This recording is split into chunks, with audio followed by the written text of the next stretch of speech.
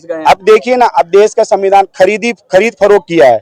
चाहे दिल्ली की सरकार गिराना हो, चाहे मध्य प्रदेश की सरकार गिराना हो तो उन्होंने विधायक खरीदना, सांसद खरीदना। तो इसी से समझ में आता है कि देश में लोकतंत्र खत्म हो गया है। और लोकतंत्र की जो बात कर रहे हैं, तो सबसे पहले देश की जनता को लोकतंत्र जानना होगा और अपने वोट के अधिकार को जानना होगा।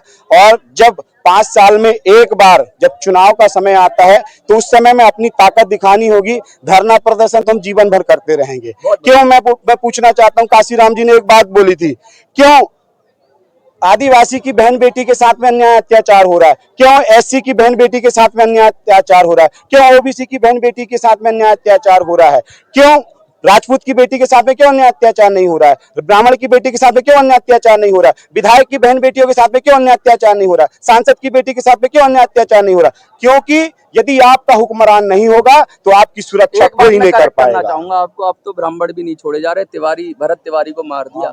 जो भी सरकार के खिलाफ बोलेगा, वो ब्राह्मण हो, बनिया हो, क्षत्रिय हो, जो भी सच बोलेगा उसको क्या कहेंगे? मतलब भाई 100 में से एक को मार दिया तो आप बात उठा रहे हैं, 100 में से एक को मार दिया तो आप आवाज उठा रहे हैं। नहीं, मैं आवाज नहीं उठा रहा। मैं ये कह रहा हूँ, जो भी आवाज उठाएगा सरकार। आप दिल्ली में कॉकरोच जनता पार्टी का धरना, सीजेपी का प्रोटेस्ट, देश के हर भाग से लोग आ रहे हैं और अपना समर्थन लेके आ रहे हैं। लेकिन ऐसा मैं पहली बार देख रहा हूं कि आदिवासी समाज के इतने बड़े लीडर मध्य प्रदेश से चलकर अपनी पूरी टीम के साथ आप जंतर मंतर पर आए और पूरी तरीके से सोनम वांगचुक के जो आंदोलन है, जो सीजेपी का आंदोलन है, उसको समर्थन किया। ये समर्थन करने के साथ साथ कह रहे हैं कि धर्मेंद्र प्रधान इस्तीफा दो। लेकिन ये बात तो बड़ी जेन्युइन है कि ये कह रहे हैं, लेकिन गोंडवाना समग्र विकास क्रांति आंदोलन के आप समर्थक हैं और लगातार राधेश्याम जी आप जंतर मंतर पर, मैं साक्षी हूं कि आप लगातार प्रोटेस्ट करते ही रहते हैं। आदिवासियों की आवाज है, बहुत बड़ी आवाज है आदिवासियों की। देश में जिस तरह की आदिवासियों की दशा है, हम चाहे लद्दाख की बात कर लें, लद्दाख तो खैर अभी तो वहां पे भी काउंसिल बन रही है, कुछ हो रहा है। लद्दाख में बहुत बड़ा आंदोलन हुआ जिसके अंदर कहा गया कि भाई हम पर्वतीय क्षेत्र है हमारा और हमको भी राज्य का दर्जा दो। बहुत सारी ऑटोनोमस काउंसिल है, आदिवासी अपनी भाषाओं के लिए लड़ रहे हैं कि भाई हमारी भाषा को जो 8वीं अनुसूची है संविधान की, उसमें डाला जाए। भाषा की लड़ाई है, पहचान की लड़ाई है, इतना धर्म कोड की लड़ाई है। यहाँ पर इतने जबरदस्त लोगों ने प्रोटेस्ट किया कि भाई हमारा धर्म है, हमें एक नया कॉलम दो। जनसंख्या की बात हो रही है, मैं सब सवाल पूछूंगा, लेकिन सबसे पहले आज आप जंतर मंतर पर आए तो क्या संदेश लेकर आए? जंतर मंतर पर हमारा जो आगमन है, हमारे सोनम वांगचुक अभी जो है 14 से 15 दिन हो गए लगातार भूख हड़ताल पर बैठे। 17वां दिन है, 17वां दिन है आज। लेकिन भारतीय जनता पार्टी के कान में जू तक नहीं रेंग रही है। इसीलिए हम लोग जो है सोनम वांगचुक के साथ में वार्तालाप करना चाहते हैं और हम ये बोलना चाहते हैं कि आप देश की धरोहर हैं, आप देश के सबसे बड़े वैज्ञानिक के रूप में आपने काम किया है और हर युवाओं की आप जो है एक आवाज है। यदि भूख हड़ताल करके यदि आपकी जान को यदि कुछ खतरा हुआ, आप इस दुनिया में नहीं रहे, तो हमारी जो आशाएं हैं वो डूब जाएंगी। और हम क्यों ऐसे निकृष्ट सरकार के लिए हम अपनी जान दें? इसका और दूसरा हम जो उपाय खोज सकते हैं, जिस तरीके से हमने अभी 20 तारीख को हमारे सभी जो है जो इस आंदोलन के समर्थक सांसद रहे हैं, चाहे वो सपा के हों, चाहे कांग्रेस के हों, चाहे आम आदमी पार्टी के हों, तमाम तरह के जो जागरूक सांसद हैं, जागरूक विधायक हैं, जिन्होंने आपके इस आंदोलन को समर्थन किया है, उनके साथ में हम सदन का घेराव करें और सदन में भी 20 तारीख की प्लानिंग है आपकी? बिल्कुल 20 तो तारीख आदिवासी 20 तारीख को भी आएंगे आप कह रहे हो? बिल्कुल आएंगे, 20 तारीख को भी पूरी संख्या में आएंगे? पूरी संख्या में आएंगे, डंका बजाते हुए आएंगे? बिल्कुल बिल्कुल बिल्कुल। अच्छा, एक सवाल और मैं पूछना चाहूंगा। देखिए, ये तो शिक्षा की बात हुई, शिक्षा भी एक बहुत बड़ा विषय है देश के अंदर, लेकिन आदिवासियों के अपने बहुत सारे विषय हैं। मैं एक सबसे पहला विषय के बारे में आपकी राय जानना चाहता हूँ। जिस तरह से देश के अंदर अब जनगणना हो रही है, आपको पता ही है कि पहले पहाड़ों में होगा, मकान गिने जा रहे हैं, फिर लोग गिने जाएंगे। आदिवासियों को तो खैर गिना ही जाता है, आदिवासियों को और एससी को तो जनसंख्या प्रावधान है कि उनकी जनसंख्या की गिनती होती है। तो लेकिन उसके साथ साथ अब जाति का कॉलम अन्य जातियों के लिए है। लेकिन जब धर्म की बात आती है तो आदिवासी अलग अलग बात कहते हैं। कुछ आदिवासी कहते हैं हमें सरना कोड बिल चाहिए, कुछ लोग कहते हैं आदिवासी का हमें कॉलम चाहिए, कुछ लोग कहते हैं कि आदिवासी तो धर्म है ही नहीं, तो आदिवासी तो उसका तो अलग ही है, सब कुछ व्यवस्था अलग है उसकी, तो उसको कहाँ रखें, कैसे रखें, तो आपका क्या मत है इसमें? देखिए, इस पर मैंने पूर्व में भी जब हमारा आंदोलन हुआ था उस पर भी मैंने अपनी बात को रखा था और हमने इस बात को जो है डंके की चोट पे रखा है कि आदिवासी का कोई धर्म नहीं है, वो प्रकृति को मानता है, वो पुस्तक वंशी नहीं है, वो प्रकृति वंशी है। वो अपने पेड़ पौधों को, अपने माता पिता को, अपने पुरखों की आस्था रखता है और अपने जल जंगल जमीन खेत खलियान से उसको फुर्सत नहीं है। दूसरा चीज है कि बात है जनगणना की कि भाई जब देश में गिनती हो तो सभी की अपनी अपनी एक गिनती होनी चाहिए। तो उस पर हमारी ये मांग है कि हमको अलग से कुछ नहीं चाहिए, जो पहले से चल रहा था ट्राइबल, तो आप ट्राइबल डाल दीजिए, आदिवासी डाल दीजिए। कॉलम होता था, एनिमिस्ट के नाम से जाना जाता था। फिर इसके बाद में जो है 1931 में जो है ट्राइब के नाम से जाना जाता था। आज जो है उसको अलग कर दिया गया। मैं इसी चीज में देख रहा हूँ कि उत्तराखंड में जब यूसीसी बना और हमारे देश के गृह मंत्री बोलते हैं कि आदिवासी यूसीसी से अलग है, जब तुम खुद अलग बोल रहे हो तो भाई जनगणना में हमारा अलग जो है ट्राइबल दे दीजिए। हमें कोई धर्म नहीं चाहिए, ना हमें सरना धर्म चाहिए, ना हमें गोंडी धर्म चाहिए, ना हमें पारसी धर्म चाहिए, ना हमें मुंडा धर्म चाहिए। सरना वाले नाराज हो जाएंगे, मुंडा वाले नाराज हो जाएंगे। कोई नाराज नहीं होगा यदि प्रधानमंत्री ये बोल दे कि हम आपकी इस जनगणना में आदिवासी ट्राइबल डाल रहे हैं, कोई नाराज नहीं होगा। सब सहमत हैं, सब सहमत हैं। तो कई बार हमने बोल चुका है, कई बार सभी ने बोल चुका है। हम जब ट्राइबल लिख जाएगा, आदिवासी लिख जाएगा, तो हम बोलते हैं कि गोंडों को बोलते हैं कि आप जो है वहां पे गोंड धर्म लिख दीजिए, ट्राइबल गोंड, आदिवासी गोंड, आदिवासी भील, आदिवासी सरना, आदिवासी मुंडा। क्या दिक्कत है? कोई दिक्कत नहीं है भाई, आप ऐसा लिख दीजिए जिस तरीके से हिंदुओं की बात आती है। तो हिंदुओं में भी क्या लिखते हैं? बौद्ध हिंदू लिखते हैं, जैन हिंदू लिखते हैं, सिख हिंदू लिखते हैं। उन पर तो कोई बाउंड्री नहीं है, उन पर तो कोई रोक टोक नहीं है। तो फिर आदिवासी जब लिख देंगे आप कॉलम में, ट्राइबल दे देंगे, तो किसी भी आदिवासी कम्युनिटी को कोई भी तरह का ऐतराज नहीं होगा। ये लगातार आप बात कर रहे हैं आदिवासी धर्म की, मैं एक और विषय पे आता हूं और मैं सबसे पहले आप कुछ कहना चाह रहे थे, तो आप क्या कहना चाह रहे हैं? सबसे पहले आपका परिचय और आप क्या कहना चाह रहे हैं इसी विषय पे। मैं कमलेश तिकाम, प्रदेश अध्यक्ष गोंडवाना गणतंत्र पार्टी मध्य प्रदेश। जो आपने ट्राइबल की बात कही, तो अंग्रेजों के टाइम तो जब जनगणना होती थी 10 साल में, और 11वें साल में वो ट्राइबल था, लेकिन 1951 के बाद से, जब से सरकार अपनी आज़ादी के बाद प्रक्रिया में आई, तो वो ऑटोमेटिकली उसको समाप्त कर दिया गया। इसका मतलब है ये कारण ये है, ये सोची समझी साजिश है, क्योंकि पहचान मिटाना और जो इनकी विरासत, जो इतने बड़े विरासत और जो गोंडवाना शासक रहे हैं, सबको खत्म करने का। और आज आप देखेंगे दिल्ली नहीं, अगर हमारे एरिया में जाएंगे तो एक हम उस जगह से बिलोंग करते हैं। मंडला एक उस समय की राजधानी रहती थी, गढ़ मंडला, जो मंडला से लेके मांडू तक शासन चलता था। और आज भी किले महल राजा थे दिख रहे हैं, लेकिन उनकी विरासत आज और ना उनके वारिस नजर क्यों नहीं आ रहे हैं, क्यों नहीं आ रहे हैं? मैं वही कहना चाहता हूँ कि ये और मीडिया के माध्यम से सरकार को और उस आदिवासी समाज को एक ऐसा मैसेज और ये मंथन करने की जरूरत है। ये बताना चाहते हैं कि ये सोची समझी साजिश ही रही होगी, तभी ये कॉलम को समाप्त किया गया। लेकिन एक राधे श्याम जी, देखो नाम में राधे और श्याम है, और राधे श्याम अगर आ गया तो कहीं ना कहीं आदिवासी ने दिल से तो राधे श्याम को स्वीकार किया होगा, तभी तो नाम रखा होगा। खैर मैं उस विषय पे अलग जाऊंगा, लेकिन मैं एक और चीज पूछना चाहता हूँ आपसे। मैं भाषा पे आता हूँ। देश में बहुत सारी ऐसी भाषाएं हैं जिनकी रिपोर्ट, राज्यों ने रिपोर्ट दी कि भाई ये भाषा 8वीं अनुसूची में डालने योग्य है। जैसे हो की बात करें हम, बहुत बड़ा आंदोलन, आपके पास के ही लोग हैं, यहाँ आते हैं, छत्तीसगढ़ से भी लोग आते हैं और जगह से लोग आते हैं, वो कहते हैं हो भाषा को अब 8वीं अनुसूची में डालो। आदिवासी की भाषा है, लिटरेचर है, सब कुछ है।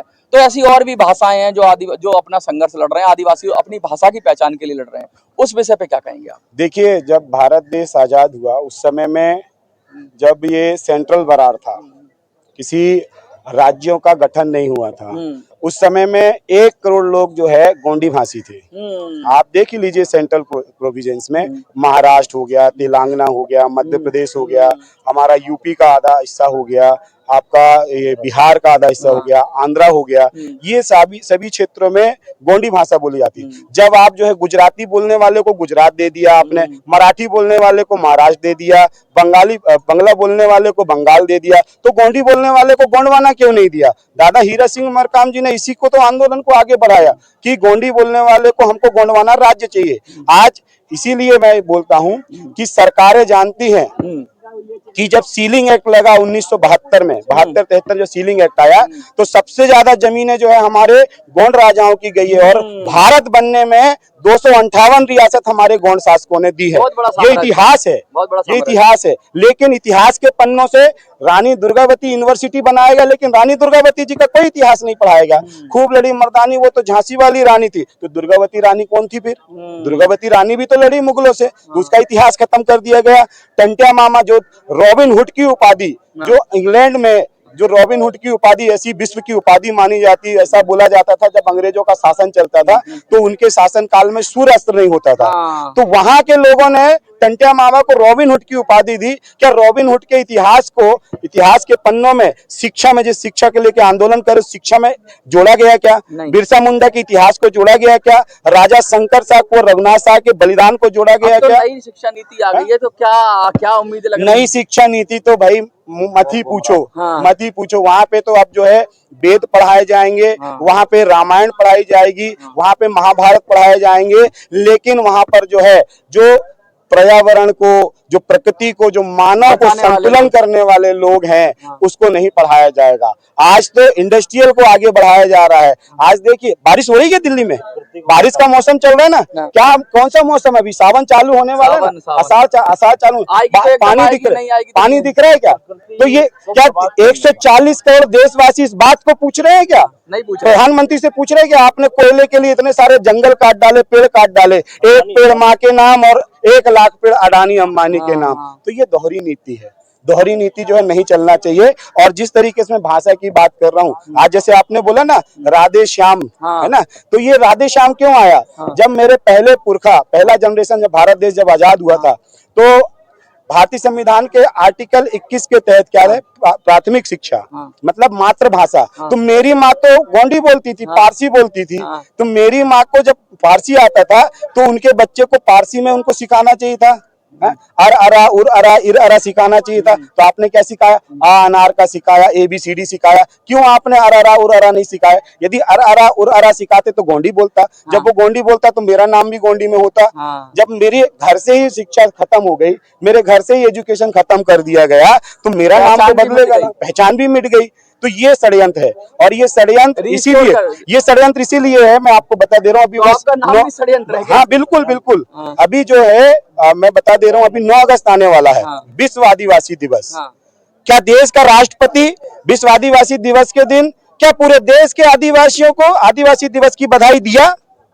देश का प्रधानमंत्री विश्व आदिवासी दिवस के दिन जो 193 देश के लोगों ने 1995-94 में बैठकर जो है जिनेवा में बैठकर पूरे देश को बचाया जा सकता है, तो आदिवासियों की संस्कृति से बचाया जा सकता है, आदिवासियों की सभ्यता से जो है देश को बचाया जा सकता है। उनके आगे बढ़ाने के लिए, उनके कल्चर को आगे बढ़ाने के लिए, उनकी व्यवस्थाओं को आगे बढ़ाने के लिए जो काम किया, क्या देश के प्रधानमंत्री को नहीं दिखता? एक और सवाल मैं कहूंगा, बहुत ज्यादा ऐसा कहा जाता है खासकर मध्य प्रदेश और छत्तीसगढ़, क्योंकि आदिवासियों का साम्राज्य ही है एक तरह का। ये तो पूरा जो कहते हैं छोटा नागपुर वाली बेल्ट है, यहाँ पर तो आदिवासियों को गढ़ कहा जाता था।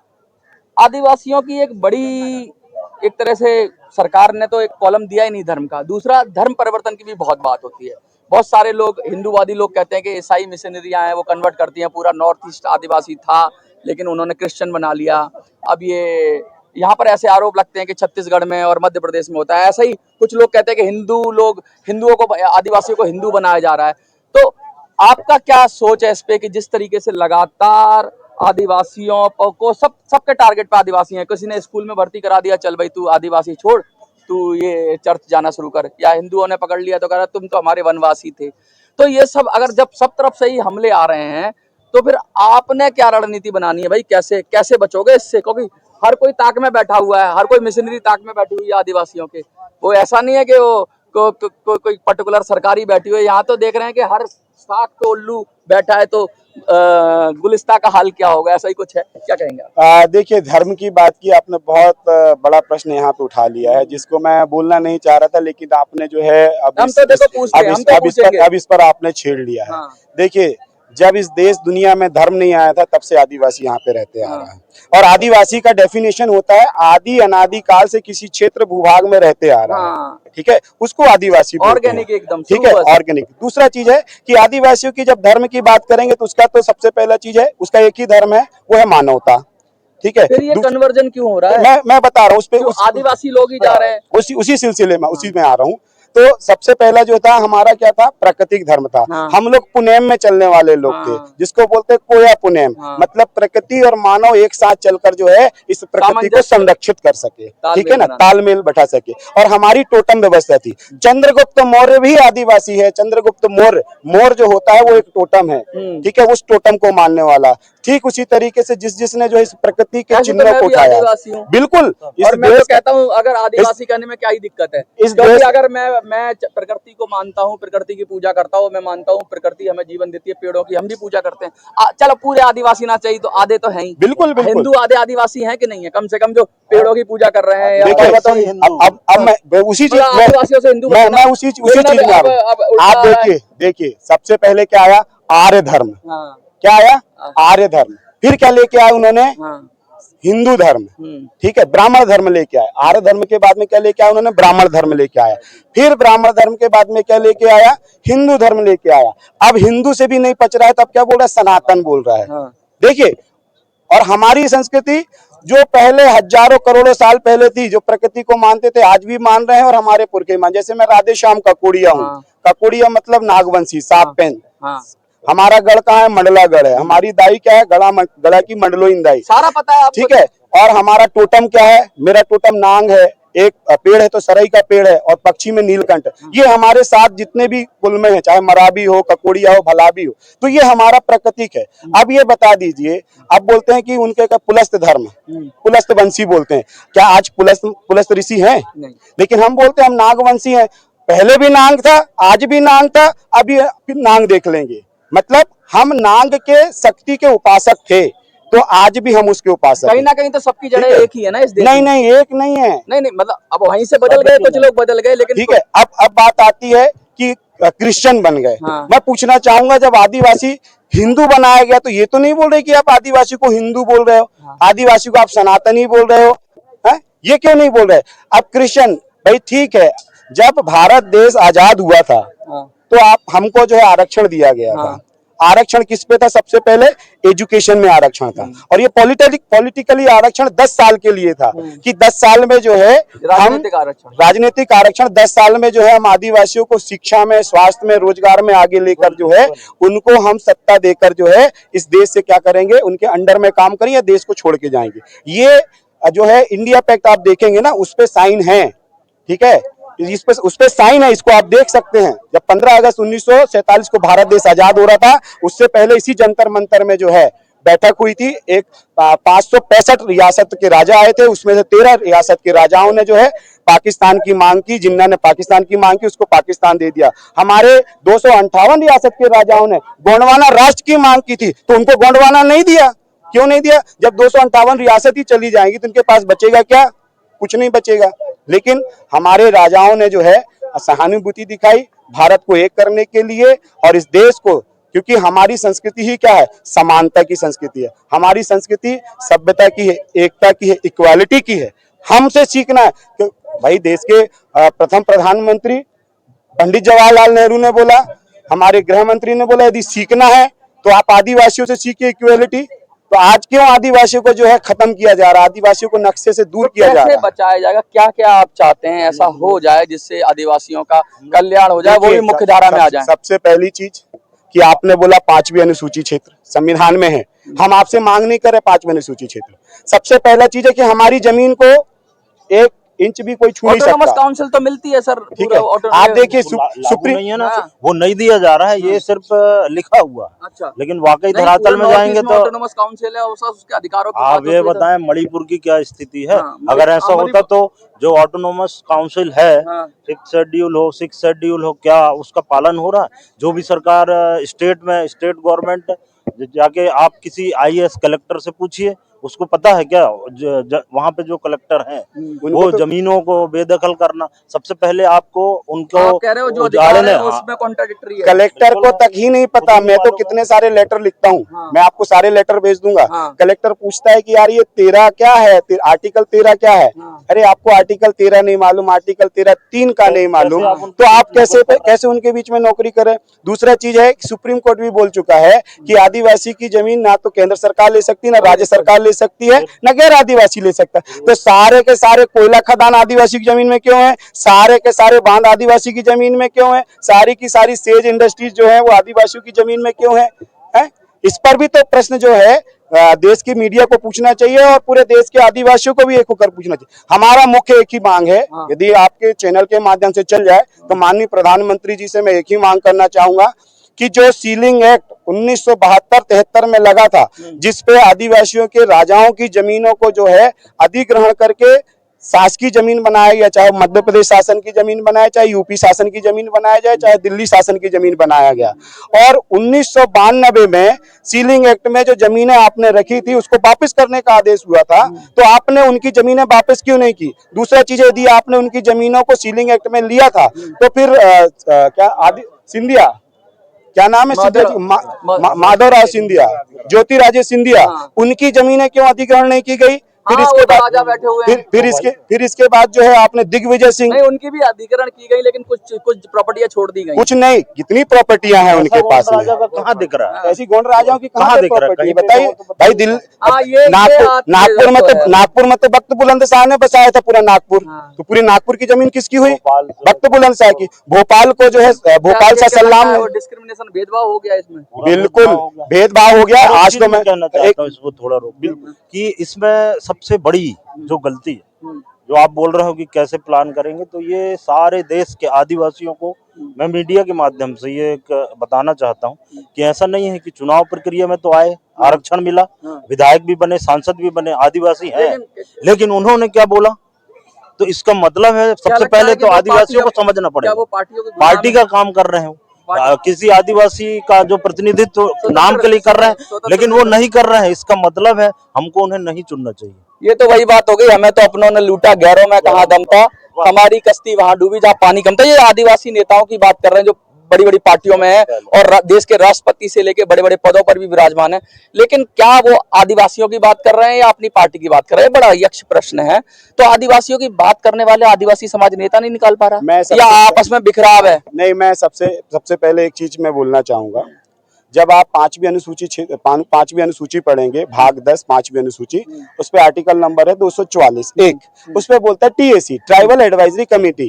तो सबसे पहले देश की जो राष्ट्रपति है हमारी माननीय द्रौपदी मुर्मू जी, द्रौपदी मुर्मू जी से अपने आदिवासियत की क्या पहचान है? जैसे मैंने बताया, ये तो मेरा बात हो जाएगी कि तुम आदिवासी नहीं हो, मैं आदिवासी, फिर सरकार कहेगी तुम कोई नहीं हो, हटो। नहीं, आपस में ये अगर आप द्रौपदी मुर्मू जी की तरफ उंगली उठाओगे, नहीं, मैं तो पूरे देश के जनप्रतिनिधि, मैं तो विधायक सांसद के ऊपर, भाई आप आरक्षण देते हैं ना, आपने UCC बनाया, UCC में कॉलम बनाया ना कि ये नियम आएंगे, ये जानोगे तो आप UCC में आएंगे। तो वैसे ही जो ट्राइबल के भी तो हैं, जब आप अपने जो है टोटम नहीं जान रहे हो, आप अपने गढ़ व्यवस्था नहीं जान रहे हो, आपकी तरह भूल गए तो सीखो। याद है किसी बच्चों को ना याद हो, भूल गए तो सीखो ना। लेकिन इसका मतलब ये तो नहीं कि आदिवासी नहीं है। नहीं, आदिवासी नहीं है। जो आदिवासी की जल जंगल जमीन नहीं बचा सकता, जो खड़े होकर जो है राष्ट्रपति भवन पर ये नहीं बोल सकता कि आदिवासी की जमीन गैर आदिवासी को नहीं जा सकता, आदिवासियों के ऊपर में जो कोई भी लॉ लागू नहीं होता है, देश का गृह मंत्री तो बोल रहे हैं ना, अमित शाह नहीं बोल रहे कि UCC आदिवासी के ऊपर लागू नहीं होगा। जब आदिवासी के ऊपर लागू नहीं होगा तो आदिवासी स्वतः दूसरा धर्म है, ना तो वो हिंदू में आ सकता है, ना मुसलमान आ सकता है। आप तो खुद अपने मुंह से बोल रहे हैं ना, तो हम कोई नई बात नहीं बोल रहे ना। नई बात बोल रहे हैं क्या? नहीं बोल रहे हैं भाई, आप खुद अपने शब्दों में बोल रहे हैं। तो भाई जनगणना में आपको कॉलम देने में क्या तकलीफ हो रही है? ये बड़ी बात कही इन्होंने। जब यूसीसी में आप ये स्वीकार कर लेते हो कि जो समान आचार संहिता क्या बोलते हैं उसको, यूनिफाइड सिविल कोड, जब वो देश के सभी संप्रदायों पर लागू हो रहा है और आदिवासी पर नहीं हो रहा है, इसका मतलब आप अपने आप कह रहे हो गाये या इनडायरेक्टली कि आदिवासी तो अलग धर्म है, तो फिर क्यों नहीं दे रहे हो कॉलम? ये बड़ी बात है। ये तर्क इस तरह का कुछ आपका कुछ प्लानिंग है कि PIL वगैरह लगाना या कुछ करने की प्लानिंग है आगे? बिल्कुल, आगामी समय में जब पूरे देश के आदिवासी एक होकर एक मंच साझा करेंगे, हमारी पहल चल रही है। हम लोग गांव-गांव जा रहे हैं। दिल्ली में भी कई बार हम आए हैं, चाहे झारखंड के आदिवासी हों, चाहे हमारे गुजरात के आदिवासी भाई हों, चाहे हमारे जो है मध्य प्रदेश के आदिवासी भाई हों, चाहे छत्तीसगढ़ के आदिवासी भाई हों, चाहे आसाम के आदिवासी भाई हों, सभी आदिवासी भाइयों के साथ में हम लोग जो है बैठक कर रहे हैं और उनके साथ में एक चिंतन मंथन लाकर, हमने पिछले बार में भी बोला था कि आप धर्म कॉलम जो है यूसीसी में जब आपने अलग कर दिया तो स्वतः जो है आप जनगणना में अलग कर दीजिए। दूसरा चीज है कि जनगणना में आप जब मकानों का सर्वे करते हो तो उस पर ये जरूर आइडेंटिफाई करते हो, ये ST का मकान है, ये SC का मकान है, ये OBC का मकान है। लेकिन जब जनगणना की बात आती है तो तब आप तो नहीं बोलते कि ये ST का है, ये OBC का है, ये माइनॉरिटी का है। क्यों नहीं बोलते हो? भाई मकान के सर्वे में अलग और व्यक्ति के सर्वे में अलग। अब तक क्या आपकी, लास्ट में एक प्रश्न है, अब क्या आपकी ये योजना है कि अब की बार आदिवासी सरकार, ऐसा कुछ चल रहा है क्या दिमाग में? क्योंकि अगर सबको एक कर लोगे तो फिर ऐसा हो जाएगा कि बहुत सारे लोग। देखिए, सबसे पहली चीज ये है कि देश के प्रधानमंत्री का षड्यंत्र है, ठीक है, कि देश के संविधान को बदलना। देश का संविधान कब बदला जाएगा? जब हर प्रदेश में एक ही सरकार के मुख्यमंत्री बैठेंगे, ठीक है। जब एक ही सरकार के मुख्यमंत्री बैठेंगे तो वहां की सदन से प्रस्ताव पास होके आएगा, तब जाके केंद्र में जो है ये भारतीय संविधान को बदल सकते हैं, ठीक है। आधे राज्य भी मिल जाए तो काम हो जाएगा, आधे से ज्यादा है इनके। हाँ, मतलब 1/3 भी मिल जाए तो हो जाएगा, ठीक है। तो ये उसके फिराक में है। यदि देश के असर कर लिया है 20 राज्यों में, कैसे न कैसे घुस गए। अब देखिए ना, अब देश का संविधान खरीद फरोख्त किया है। चाहे दिल्ली की सरकार गिराना हो, चाहे मध्य प्रदेश की सरकार गिराना हो, तो उन्होंने विधायक खरीदना, सांसद खरीदना। तो इसी से समझ में आता है कि देश में लोकतंत्र खत्म हो गया है। और लोकतंत्र की जो बात कर रहे हैं, तो सबसे पहले देश की जनता को लोकतंत्र जानना होगा और अपने वोट के अधिकार को जानना होगा। और जब 5 साल में एक बार जब चुनाव का समय आता है तो उस समय में अपनी ताकत दिखानी होगी। धरना प्रदर्शन तो हम जीवन भर करते रहेंगे। क्यों, मैं पूछना चाहता हूँ, काशीराम जी ने एक बात बोली थी, क्यों आदिवासी की बहन बेटी के साथ में अन्याय अत्याचार हो रहा है? क्यों SC की बहन बेटी के साथ में अन्याय अत्याचार हो रहा है? क्यों OBC की बहन बेटी के साथ में अन्याय अत्याचार हो रहा है? क्यों राजपूत की बेटी के साथ में क्यों अन्याय अत्याचार नहीं हो रहा है? ब्राह्मण की बेटी के साथ में क्यों अन्याय अत्याचार नहीं हो रहा है? विधायक की बहन बेटियों के साथ में क्यों अन्याय अत्याचार नहीं हो रहा है? सांसद की बेटी के साथ में क्यों अन्याय अत्याचार नहीं हो रहा? क्योंकि यदि आपका हुक्मरान नहीं होगा तो आपकी सुरक्षा कोई नहीं कर पाएगा। चाहूंगा आपको, अब तो ब्राह्मण भी नहीं छोड़े जा रहे। भरत तिवारी को मार दिया। जो भी सरकार के खिलाफ बोलेगा, वो ब्राह्मण हो, बनिया हो, क्षत्रिय हो, जो भी सच बोलेगा उसको क्या कहेंगे? मतलब भाई 100 में से एक को मार दिया तो आप बात उठा रहे हैं। 100 में से एक को मार दिया तो आप आवाज उठा रहे हैं। नहीं, मैं आवाज नहीं उठा रहा, मैं ये कह रहा हूँ जो भी आवाज उठाएगा सरकार। नहीं, आप